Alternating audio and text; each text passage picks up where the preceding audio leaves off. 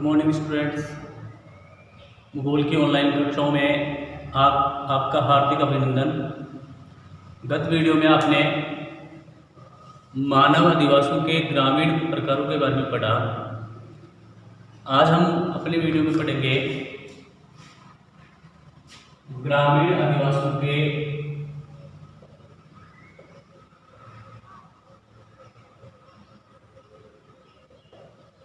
प्रतिरूप।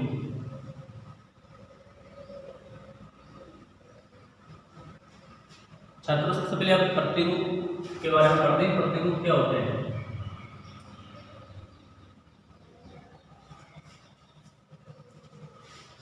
प्रतिरूप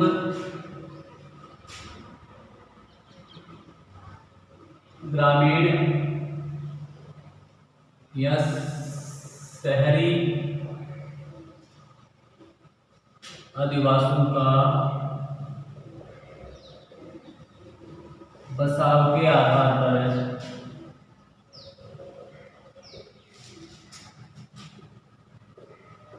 किया गया विभाजन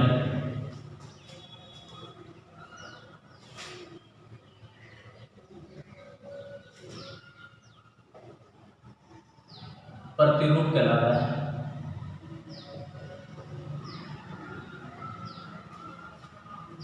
बसाव के आधार पर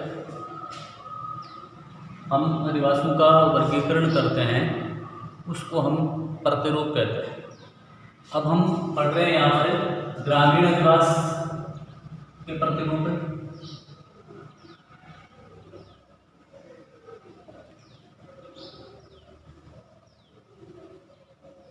ग्रामीण अधिवास के प्रतिरूपों को 3 प्रकारों में विभाजित किया गया है।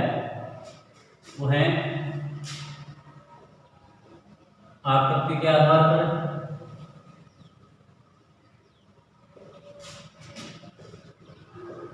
प्रतिरूप। दूसरा है विन्यास के आधार पर,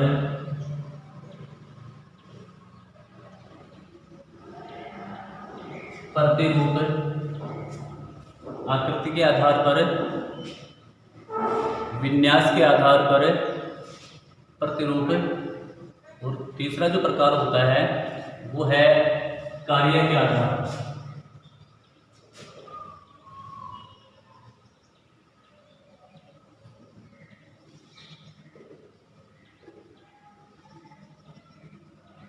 प्रतिरूप तो आकृति के आधार पर प्रतिरूप, विन्यास के आधार पर और कार्य के आधार पर, इन 3 आधारों पर हम ग्रामीण अधिवासियों का प्रतिरूप पढ़ते हैं, उनका विभाजन करते हैं। आकृति के आधार पर, जैसे कि आप जानते हैं, आकृति मतलब किसी भी अधिवास की बनावट, ग्रामीण की बसने की जो बनावट है, उस बनावट के आधार पर हम प्रतिरूप का विभाजन करते हैं। ऐसे प्रतिरूप आकृति के आधार पर प्रतिरूप कहलाते हैं। विन्यास के आधार पर, विन्यास जो ग्रामीण बस्तियां होती हैं वो किस विन्यास पर अवस्थित हैं, उसके आधार पर हम बस्तियों का या अधिवासियों का चयन करते हैं। यानी धरातल का जो विन्यास होता है, धरातल का जो, एक तरह से आप कह सकते हैं कि धरातल की जो असमानता होती है, उसके आधार पर बस्तियां बसी होती हैं। तो ऐसे जो बस्तियां होती हैं उसको विन्यास के आधार पर प्रतिरूपों में विभाजित किया जाता है। और तीसरा होता है कार्य के आधार पर, जो लोग जिन बस्तियों में निवास करते हैं उन बस्तियों में लोग किस कार्य को करते हैं और किस कार्य को करने वाले लोगों की प्रधानता वहाँ पर है, ऐसे जो प्रतिरूप होते हैं उनको कार्य के आधार पर प्रतिरूप कहा जाता है। तो छात्रों, हम सबसे पहले पढ़ेंगे आकृति के आधार पर हमारे प्रतिरूप किस प्रकार के होते हैं। तो सबसे पहले आकृति के आधार पर प्रतिरूप।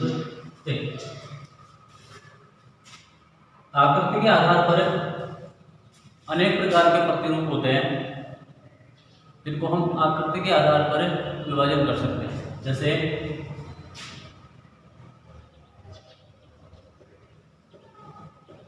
तारा प्रतिरूप। तारा प्रतिरूप तारे की आकृति का प्रतिरूप विकसित होता है।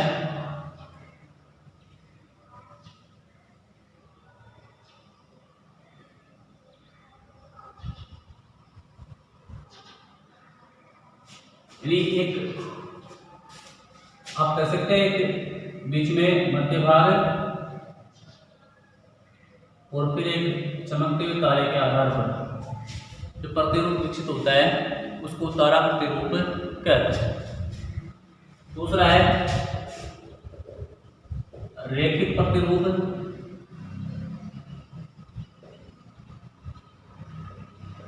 ऐसे प्रतिरूप जो एक रेखा में है, यानी किसी भी नदी किनारे, किसी भी मुख्य सड़क के दोनों किनारों पर बसे गए प्रतिरूपों को रेखिक प्रतिरूप कहते हैं। जैसे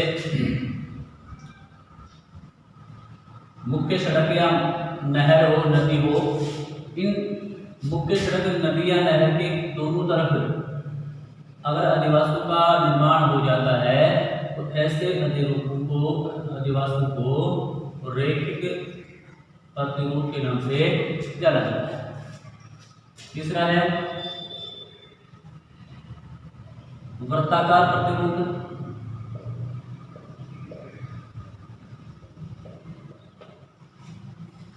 ग्रामीण क्षेत्रों में वृत्ताकार प्रतिरूप अधिकतर विकसित होते हैं। बीच में खुला स्थान होता है, कोई जोड़ होता है, कोई तालाब होता है, या बीच में कोई ऐसी जगह हो सकती है जो सार्वजनिक हो, और उस सार्वजनिक जो जगह है, चाहे धर्मशाला है, मंदिर है, जो भी है, तो उसके चारों तरफ आदिवासियों का निर्माण होता जाए, ऐसे प्रतिरूपों को वृत्ताकार प्रतिरूप कहते हैं। मध्य स्थान खाली होता है। प्राचीन काल में ऐसे प्रतिरूप सुरक्षा की दृष्टि से भी बनाए जाते थे। लोग अपने पालतू पशुओं को मध्य में खुले स्थान में रखते थे और उसके चारों तरफ मकान बना करके, अधिवास बना करके रहते थे, ताकि अपने पालतू जानवरों की सुरक्षा हिंसक पशुओं से की जा सके। तो ऐसे प्रतिरूप वृत्ताकार प्रतिरूप कहलाते थे, तो उनके चारों तरफ अधिवास बन जाते थे।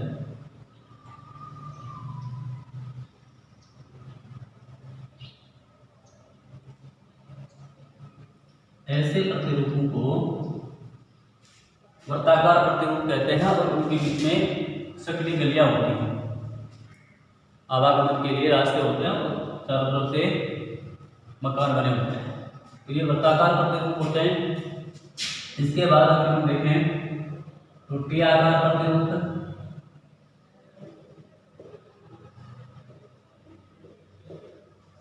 किसी मुख्य सड़क के किनारे या किसी नहर के किनारे या किसी रेलवे स्टेशन से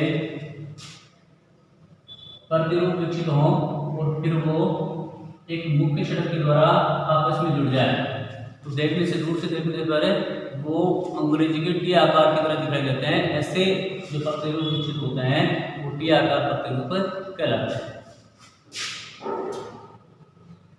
वाई आकार प्रतिरूप।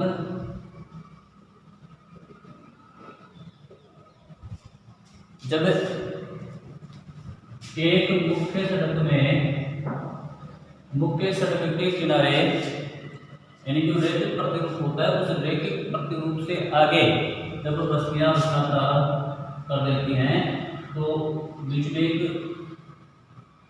मध्य स्थान को छोड़ करके दोनों ओर सड़कें निकल जाती हैं और एक अंग्रेजी के वाई अक्षर की तरह प्रतिरूप विकसित हो जाता है। ऐसे प्रतिरूप को वाई आकार प्रतिरूप कहते हैं।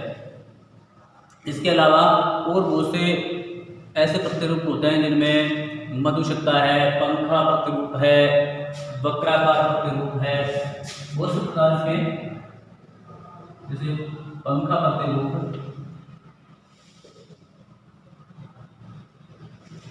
पंखा प्रतिरूप वृत्ताकार प्रतिरूप का ही बाद का भाग है।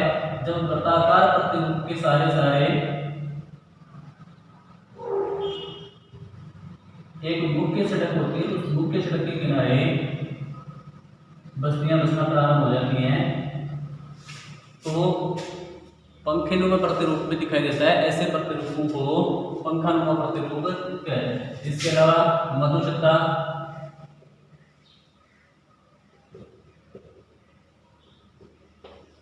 मधुचता प्रतिरूप अफ्रीका के जुलू जनजातियों के द्वारा बनाए जाते हैं।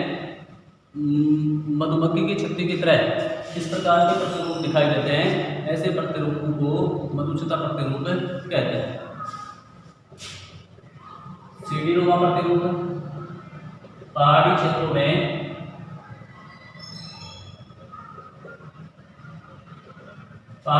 में ढलान को समतल करके सीढ़ीनुमा खेत बना लिए जाते हैं और उन सीढ़ीनुमा खेतों में ही लोगों के द्वारा अपने अधिवास विकसित कर लिए जाते हैं। तो दूर से देखने से वो सीढ़ीनुमा आकृति में दिखाई देते हैं। ऐसे अधिवासों को सीढ़ीनुमा प्रतिरूप कहा जाता है। इसके अलावा मक्खी प्रतिरूप जटिल संरचना के जो अधिवास होते हैं, ऐसे अधिवासों को मक्खी प्रतिरूप कहते हैं। नाभीय प्रतिरूप ऐसे प्रतिरूप जिनका प्रारंभ वृत्ताकार प्रतिरूप से हो और फिर उसके चारों ओर अनियमित आकार में अधिवासों का निर्माण हो जाए, ऐसे प्रतिरूपों को नाभीय प्रतिरूप कहते हैं। तो इस प्रकार आकृति के आधार पर अनेक प्रकार के प्रतिरूप विकसित किए जाते हैं। अब अगला हमारा है आकृति के आधार के बाद में हम पढ़ेंगे विन्यास के आधार पर प्रतिरूप। विन्यास के आधार पर प्रतिरूपों को मुख्यतः 4 भागों में बांटा गया है। ऐसे प्रतिरूप चलनवृत्तया, ऐसे प्रतिरूप जो धरातल की असमानता के आधार पर बनाए जाते हैं, जैसे मैदानी ग्राम, यानी समतल मैदानी भागों में जो अधिवास बनाए जाते हैं या प्रतिरूप विकसित किए जाते हैं उनको मैदानी ग्राम कहते हैं। पहाड़ी ग्राम, पहाड़ी या पर्वतीय क्षेत्रों में बनाए गए जो अधिवास होते हैं वो पहाड़ी या पर्वतीय ग्राम कहलाते हैं। इसके अलावा पठारी ग्राम, पठारी क्षेत्रों में बनाए गए अधिवास। वनीय ग्राम, जंगलों में जिन जनजातियों के अधिवास विकसित होते हैं उनको वन ग्राम या वनीय ग्राम कहते हैं। इसी के साथ एक और अधिवास होता है मरुस्थलीय ग्राम।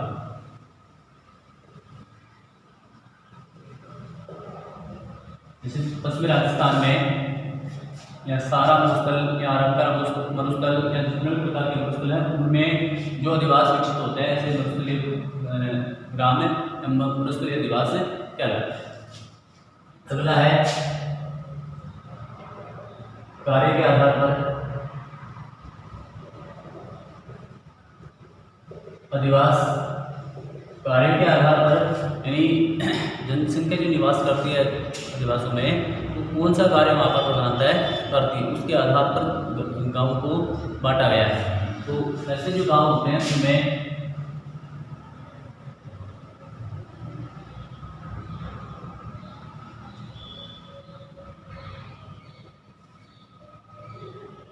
ऐसे गांव जो होते हैं उनमें मछुआरा ग्राम, यानी जहाँ लोग मत्स्य व्यवसाय करते हैं, मछली पालन करके अपना जीवन यापन करते हैं, ऐसे गांवों को मछुआरा ग्राम कहा जाता है। ग्वाला ग्राम अर्थात जहाँ पर लोग पशुपालन करके पशु से प्राप्त दूध दही का व्यापार करके जो लोग अपना जीविकोपार्जन करते हैं उस जगह पर निवास करते हैं, ऐसे गांवों को ग्वाला गांव कहा जाता है।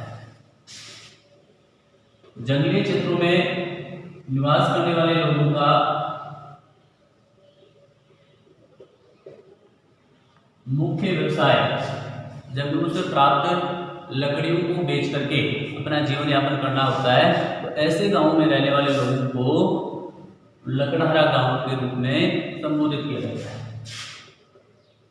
ऐसे ही कृषि ग्राम, जिन गांवों का व्यवसाय मुख्यतः कृषि है, ऐसे गांवों को कृषि ग्राम या कृषकों के गांव कहा जाता है। तो इस प्रकार से हमने ग्रामीण आदिवासियों के प्रतिरूपों के बारे में पढ़ा। ग्रामीण आदिवासियों के तीन प्रतिरूपों को 3 भागों में बांटा गया है। आकृति के आधार पर अनेक प्रकार के प्रतिरूप विकसित होते हैं। जहां आप आसपास अपने यहाँ पर देखेंगे बहुत प्रकार के प्रतिरूप आपको देखने को मिल जाएंगे, क्योंकि हम भी एक गाँव में रहते हैं, हमारे गाँव की जो अवस्थिति है उसको आप देख करके पता लगा सकते हैं कि किस प्रकार की प्रतिरूप का नाम है। इसके अलावा दूसरा जो मुख्य आधार है विन्यास के आधार पर जो गाँव के प्रतिरूप हैं वो मैदानी ग्राम, पहाड़ी ग्राम, पठारी ग्राम, वन्य ग्राम, बस्तली ग्राम होते हैं। यानी जहाँ की जिस प्रकार की भूमि है उसके आधार पर जो आदिवासी विकसित होते हैं उनको उस विन्यास के आधार पर आदिवासी कहते हैं। तीसरा है कार्य के आधार पर, यानी जो लोग वहाँ पर निवास करते हैं तो उनका कार्य क्या है, उनका जीविकोपार्जन का साधन क्या है, उसके आधार पर जो बसे हुए गाँव होते हैं उनको कार्य के आधार पर बांटा गया है। इनमें मछुआरा यानी मछली पकड़ने का जो कार्य करते हैं लोग, मछुआरा जो ग्राम होते हैं ये अधिकतर समुद्र तटीय क्षेत्रों के पास होते हैं। दूसरा ग्वाला ग्राम, जहाँ पर लोग पशुपालन करके अपना जीवन यापन करते हैं वो ग्वाला ग्राम होते हैं। जैसे आपने प्राचीन काल के जो गांव के बारे में सुना होगा, ब्रज गांव या गोकुल गांव, इसी प्रकार के गांव थे। तीसरे हैं लकड़हारा ग्राम, वनों के समीप लोगों का मुख्य व्यवसाय होता है जंगल से लकड़ियाँ काट करके या उनकी जो अन्य उत्पाद होते हैं उनको बेच करके अपना जीवन यापन करना, तो ऐसे गाँवों को लकड़हारा ग्राम कहते हैं। और चौथा है कृषि ग्राम, यानी जहाँ पर लोग कृषि करके अपना जीवन यापन करें, ऐसे गाँवों को कृषि ग्राम कहा जाता है। अब नेक्स्ट हमारा जो टॉपिक है वो ग्रामीण आदिवासियों की समस्याएं क्या क्या है, किन समस्याओं से ग्रामीण आदिवासियों को जूझना पड़ता है। तो आइए देखते हैं।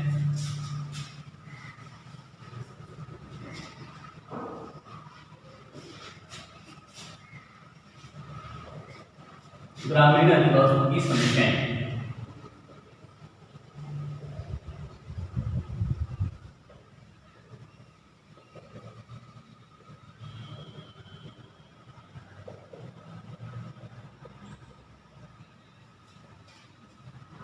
छात्रों, आप भी ग्रामीण क्षेत्रों में निवास करते हैं,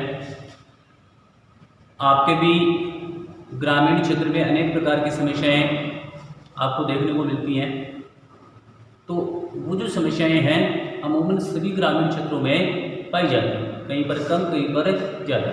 तो कौन से ग्रामीण आदिवासियों के लिए समस्या उत्पन्न हो सकती है इनके बारे में चर्चा करेंगे।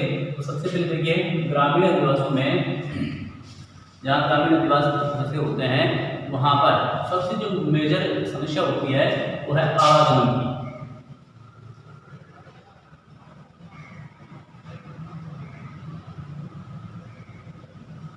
आवागमन मुख्य समस्या है, क्योंकि दूर दराज में बसी हुई जो बस्तियां हैं वहाँ पर सड़कें नहीं होती हैं, बसें नहीं लगी होती हैं, या सरकार के द्वारा जो अन्य प्रकार की जो सुविधाएं उपलब्ध होती है आवागमन के लिए, वो किसी भी प्रकार की सुविधा वहाँ पर नहीं होती। तो ये समस्या सभी ग्रामीण जो आदिवासियों के लिए मुख्य समस्या होती है। इसके अलावा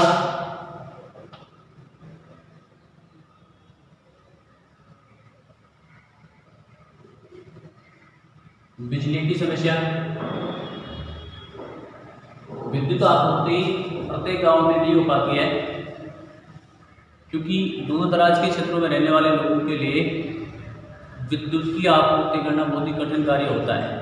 तो ऐसी परिस्थिति में सभी लोगों के लिए जो ग्रामीण क्षेत्रों में निवास करते हैं उनको बिजली की जो आपूर्ति होती है वो समय पर नहीं हो पाती। पहले बात तो दूर दराज के क्षेत्रों में बिजली नहीं होती है, और अगर जहाँ पर होती भी है तो वो पूरी तरह से बाधित होती है, पूरी तरह से वहाँ पर आपूर्ति नहीं की जाती। तीसरी समस्या है जो अक्सर गाँव में देखने को मिलती है वो है स्वच्छ पेयजल की आपूर्ति।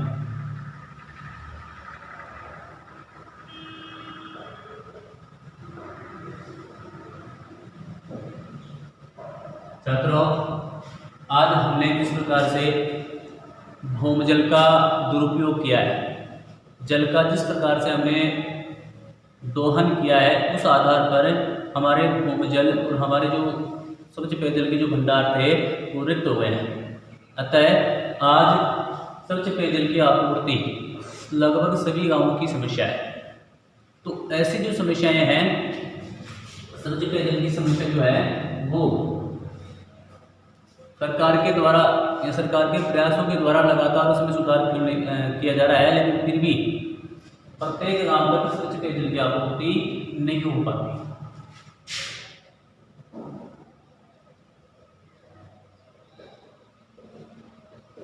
रोजगार का अभाव, ग्रामीण क्षेत्र में कृषि, पशुपालन या अन्य जो प्राथमिक व्यवसाय थे, इनमें लगातार कमी होने के कारण से अब ग्रामीण क्षेत्र के लोग बेरोजगार हो गए। तो ग्रामीण क्षेत्रों में रोजगार की जो अवसर की उपलब्धता है वो समाप्त हो रही है, और इसके कारण से ये भी मुख्य समस्याओं में इसको शामिल किया जा सकता है।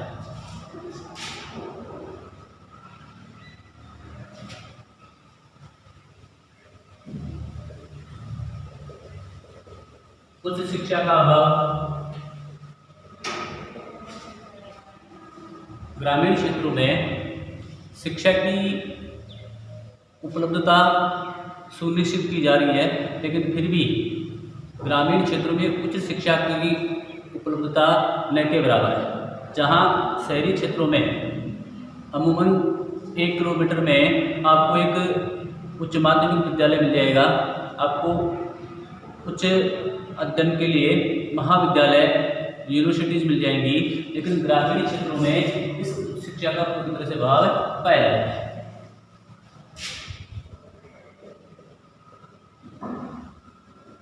चिकित्सा सुविधाओं का अभाव,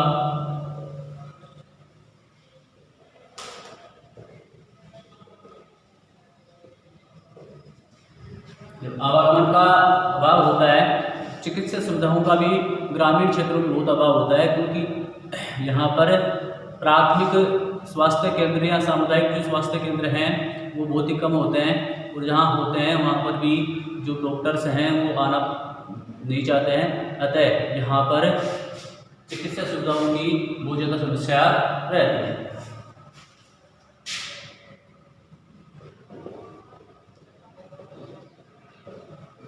सूचना तकनीकी आदि का भी अभाव,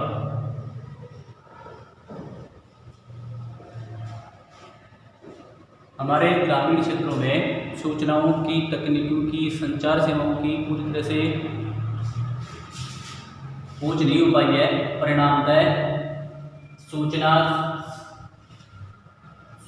तकनीकी या जो संचार सेवाएं हैं, इनका पूरी तरह से अभाव ग्रामीण क्षेत्रों में पाया जाता है। क्योंकि कुछ ऐसी समस्याएं थी जो ग्रामीण आदिवासियों में शामिल की जा सकती है। अब हम पढ़ेंगे ग्रामीण आदिवासियों को प्रभावित करने वाले कारक।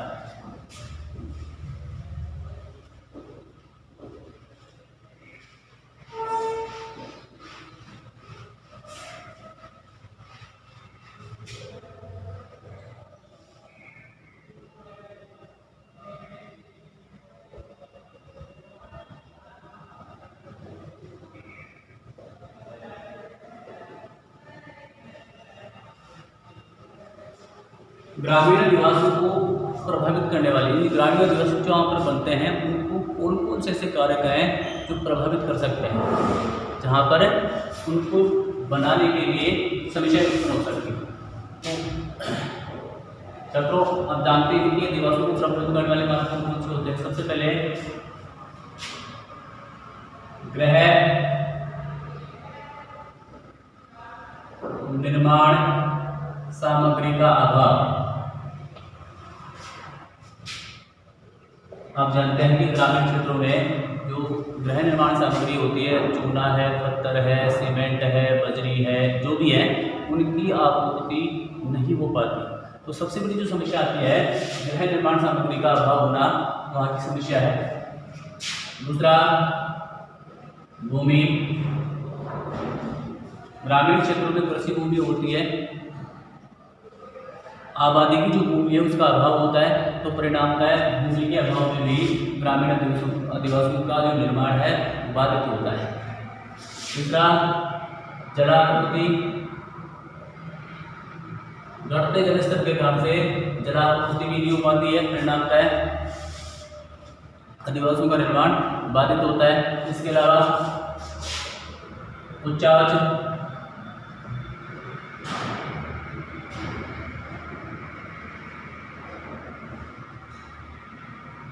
उच्च जो भूमि होती है, पर्वतीय भूमि, ऊबड़-खाबड़ भूमि होती है, उस ऊबड़-खाबड़ भूमि पर आदिवासियों का सरलता से निर्माण नहीं हो पाता है, और होता है तो वहाँ पर फिर जो अनेक प्रकार की समस्या, जैसे आवागमन की समस्या है, विद्युत आपूर्ति की समस्या है, पेयजल की समस्या है, ये सभी समस्याएं यहाँ पर उपलब्ध हो जाती है। उच्चावच भी ग्रामीण आदिवासियों को प्रभावित करने वाले कारकों में शामिल किया गया है। सबसे महत्वपूर्ण कारक है सुरक्षा।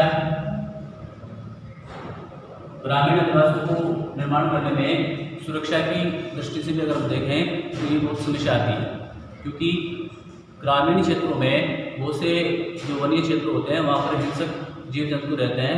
उन हिंसक जीव जंतुओं के से बचने के लिए वहाँ पर इस प्रकार की कोई समस्याएँ, कोई सुविधाएं नहीं होती है, जिसके कारण से ग्रामीण आदिवासियों को जो निर्माण है उसमें बहुत ज़्यादा समस्या उत्पन्न होती है। तो इस प्रकार से हमने ग्रामीण आदिवासियों के बारे में विस्तार से पढ़ा।